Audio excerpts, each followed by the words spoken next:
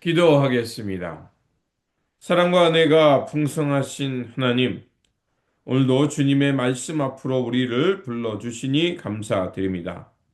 압살롬의 반란을 통해서 큰 폭풍이 지나갔지만 또다시 분열과 갈등의 소용돌이에 휘말린 이스라엘 공동체의 모습을 봅니다. 주님, 이 시간 성령님을 통해 다시 한번 우리가 살아가는 삶과 공동체를 돌아보게 하여 주시고 이 혼란한 세상 속에서도 우리가 참으로 붙잡아야 될 참된 평화의 길이 무엇인지 깨닫게 하여 주옵소서.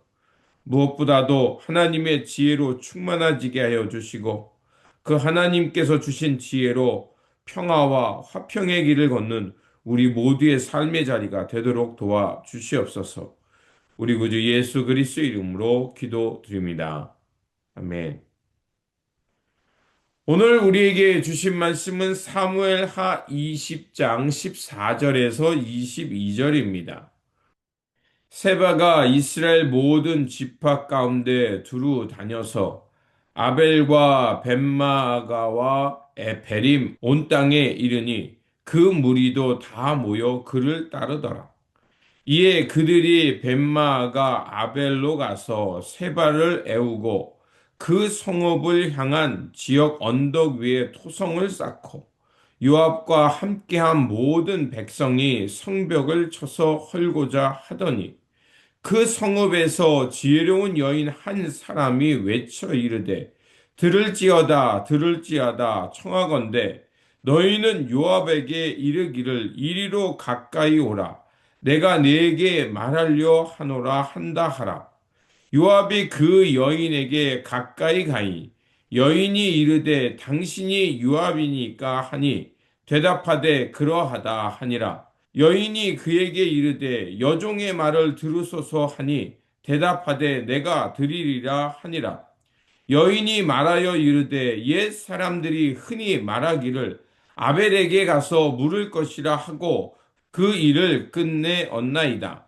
나는 이스라엘의 화평하고 충성된 자 중에 하나이거늘 당신이 이스라엘 가운데 어머니 같은 성을 멸하고자 하시는도다. 어찌하여 당신이 여호와의 기업을 삼키고자 하시나이까 하니 요압이 대답하여 이르되 결단코 그렇지 아니하다. 결단코 그렇지 아니하다. 삼키려는 것이나 멸하거나 하려 함이 아니니 그 일이 그러한 것이 아니라 에브라임 산지 사람 비그리의 아들 그의 이름을 세바라 하는 자가 손을 들어 왕 다윗을 대적하였나니 너희가 그만 내주면 내가 이 성벽에서 떠나가리라 하니라. 여인이 요압에게 이르되 그의 머리를 성벽에서 당신에게 내어 던지리이다 하고 이에 여인이 그의 지혜를 가지고 모든 백성에게 나아가매 그들이 비그리의 아들 세바의 머리를 베어 요압에게 던지니라. 이에 요압이 나팔을 불매 무리가 흩어져 성읍에서 물러나가 각기 장막으로 돌아가고 요압은 예루살렘으로 돌아와 왕에게 나아가니라. 아멘. 우리는 흔히 큰 고비만 넘기면 평탄한 길이 열릴 것이라고 생각합니다. 하지만 다윗 왕조에게 닥친 현실은 달랐습니다. 압살롬의 반란이 진압되자마자 이번에는 지파 간의 주도 싸움과 세바라는 인물이 선동하여 또다시 나라가 두 개로 쪼개질 위기에 처합니다. 문제 해결 뒤에 찾아오는 또 다른 위기가 있었던 겁니다. 이러한 때에 우리는 어떤 삶을 선택하며 살아야 할까요? 오늘 본문은 파괴적인 분노와 이기심이 가득한 현장 속에서 어떠한 지혜로운 한 사람이 공동체를 살려내는 그 말씀을 보여주고 있습니다. 첫 번째로 선동의 소리에 휘말리지 않은 영적 분별력을 가져야 한다는 것입니다. 세바는 우리는 다윗과 나눌 분깃이 없다 하며 사람들의 서운한 감정을 자극해 또다시 반란을 일으킵니다. 인간의 본성은 작은 갈등에도 쉽게 무너집니다. 사탄은 언제나 공동체의 틈을 노려서 분열의 나팔 소리를 불며 서로 대립하게 합니다. 그렇게 우리는 감정적인 선동에 휘둘리기보다는 하나님이 세우신 질서, 그리고 연합이라는 가치, 그것을 먼저 생각하고 우리가 우리 상황 가운데 일어나는 일을 분별하는 이 분별력을 가져야 할 것입니다. 두 번째로 개인의 야욕을 위해 잔인한 것을 경계해야 합니다. 요압은 군권을 되찾기 위해 동족이자 경쟁자였던 아마사를 비겁한 방법으로 살해합니다. 서로 친문을 나누기 위해 다가설 때 요압이 칼을 꺼내서 아마샤를 죽였던 것입니다. 요압은 물론 유능한 장수였으나 자신이 군권을 독차지하기 위해서 수단과 방법을 가리지 않고 냉혈한 방법으로 자기의 경쟁자를 죽였던 것입니다. 하나님 나라의 일을 할 때 내 유익이나 권력을 위해 타인을 짓밟는 것이 아니라 우리는 함께 협력하며 하나님 나라의 선을 이루는 것임을 잊지 말아야 합니다. 그렇게 우리 안에 요압과 같은 그 야욕, 그런 것을 버리고 사랑과 정의, 공존이라는 하나님께서 기뻐하는 그 화해와 협력의 삶을 걸어야 할 것입니다. 세 번째로 공동체를 살리는 한 사람의 지혜를 구해야 합니다. 요압의 군대가 아벨 성을 무너뜨리려 할 때 한 이름 없는 지혜로운 여인이 나타납니다. 그녀는 자신들의 성읍을 파괴하려고 하는 요압에게 나아가 이렇게 말합니다.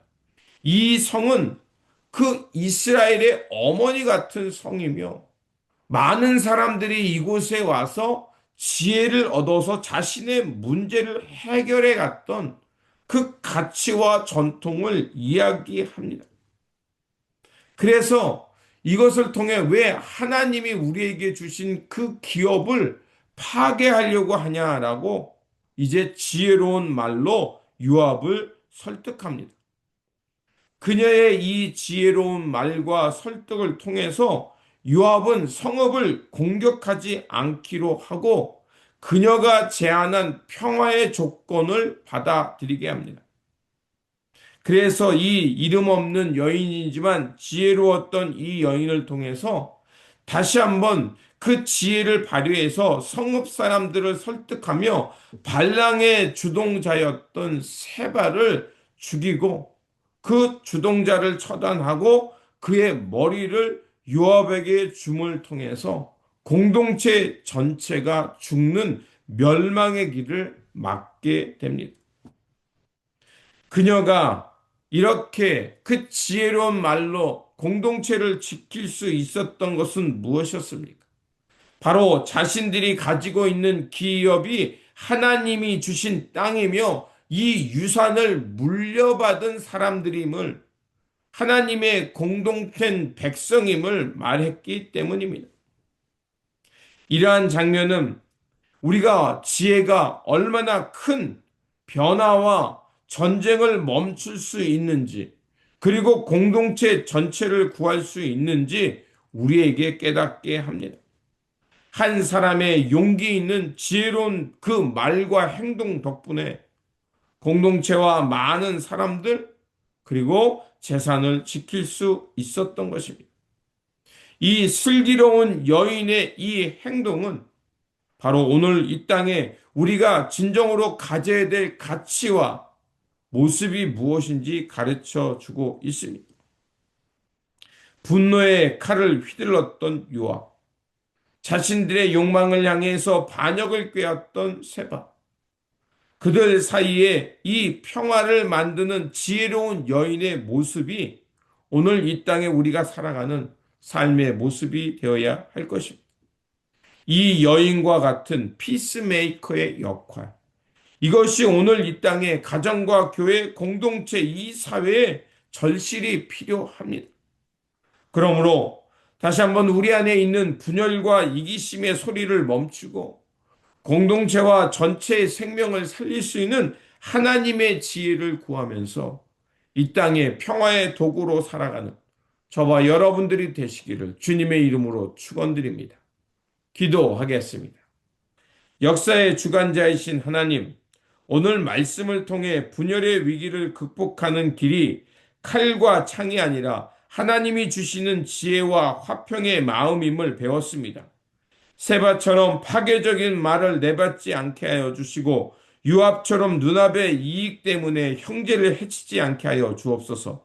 오히려 아벨성의 지혜로운 여인처럼 위기 속에서 공동체를 살려내는 평화의 도구로 쓰임받게 하여 주옵소서. 그래서 우리가 서 있는 곳마다 다툼이 그치고 화해의 역사가 일어나게 하여 주옵소서. 우리 구주 예수 그리스도 이름으로 기도드립니다. 아멘.